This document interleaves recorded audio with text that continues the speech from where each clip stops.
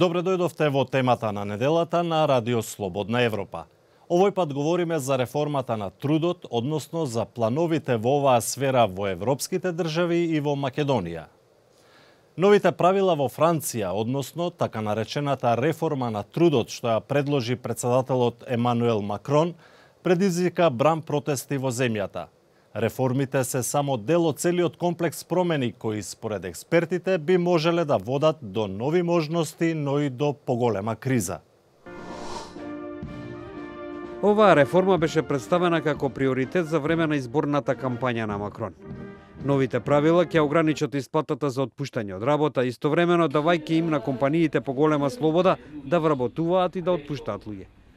Француската министарка за труд Муриел Пенико вели: Parce qu'effectivement, au-delà même de la transformation juridique, c'est l'état d'esprit des relations sociales, c'est l'état d'esprit du code du travail, c'est l'état d'esprit du marché du travail que nous pensons nécessaire, possible de modifier.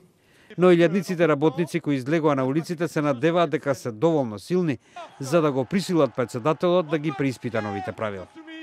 Жан-Лук Меленшон од крајната левица правилата ги оцени како социјален државен удар. Pour que les ordonnances aient force de loi, il faut qu'elles repassent devant le Parlement.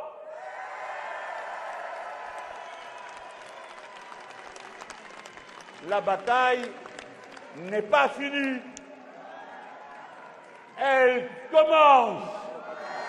Тој исто така му упати порака на Макрон. On a depuis appris que la démocratie, ça ne serait pas la rue. Monsieur le Président, il vous reste à consulter l'histoire de France pour apprendre que c'est la rue qui a abattu les rois. C'est la rue qui a abattu les nazis. И покрај демонстрациите, француската влада ги усвои со забелешка дека тие се неопходни за поголема конкурентност, со цел да се намали големата стапка на невработеност, која во моментов изнесува 9,15%. Но синдикатите страхуваат дека промените ќе ги ослабат заштитите на работничките права, како и нивната улога во политичкиот процес. Пиер Матио, професор од Институтот за политички науки во Лил, вели: L'emploi que l'on occupe peut très bien disparaître parce qu'il y a de l'innovation technologique et des changements.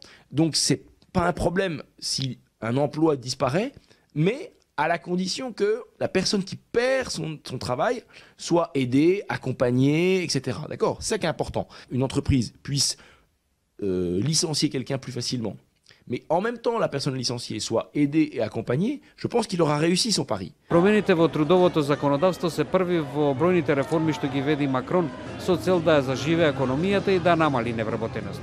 Исто така постојат планови за измени на бенефициите за невработените и на пензискиот систем, промени кои веројатно ќе предизвикаат многу повеќе немири во Франција. Во Македонија мора да се менуваат застарените правила и навики и на работодавачите и на работниците, велат познавачите. За сега нема некој позначен технолошки развој и примена на нови технологии кои би ги загрозиле работните места, но во блиска иднина ќе мора да се преиспитаат работничките права. Во Македонија се уште нема нова технологија во производството и услугите и затоа технолошкиот развој засега не ги загрозува работните места во земјава, коментираат експерти, посочувајќи оти ситуацијата ќе биде таква и во следните 5 до 10 години. Тие сепак објаснуваат дека подготовките кон ваквите промени ќе бидат комплексни и ќе зависат од повеќе фактори, но и од насоката во која ќе се развива индустријата во земјава. Тоа е сплет на повеќе економски и бизнис активности.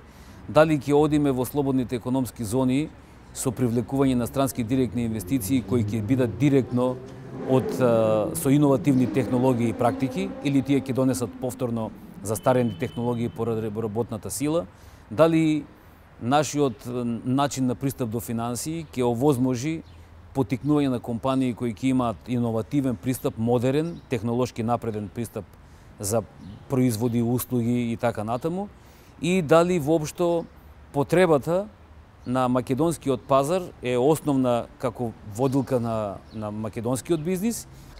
Додека синдикатите во Европа предупредуваат дека новите промени ќе ја ослабнат заштитата на работничките права, во Македонија законот за работни односи беше менуван повеќе пати, а лидерите на синдикатите посочуваа на кратење на работничките права. Бошков смета дека работниците во Македонија имаат сигурен статус заснован на планираните потреби, производство и услуги. Во светот тоа се менува постојано. Потребите се менуваат, луѓето се навикнати на промени, ние малце сме на некој начин стабилни, традиционални кон потребите. И од тука излегува дури и потребата за менување на трудовата легислатива. Рековте дека синдикалните, односно работничките права се намалени, меѓутоа и оно што се менува, иако споро во Македонија, мислиме дека на некој начин работодавачите имаат потреба да ги менуваат навиките и во својот бизнис, меѓутоа и во работничките права. Во однос на тоа колку образованието ги следи потребите на пазарот на трудот, Бошков вели дека Бизнис конфедерацијата во Македонија е со став дека образованието и потребите на пазарот на труд се движат во различна насока. Тој смета дека е потребна поголема флексибилност во образовните институции, со тоа што дел од практичната настава на учениците и студентите ќе се одвива во компаниите. Тоа беше се во оваа емисија посветена на реформата на трудот во Европа и во Македонија. Нашите содржини можете да ги следите и на социјалните мрежи.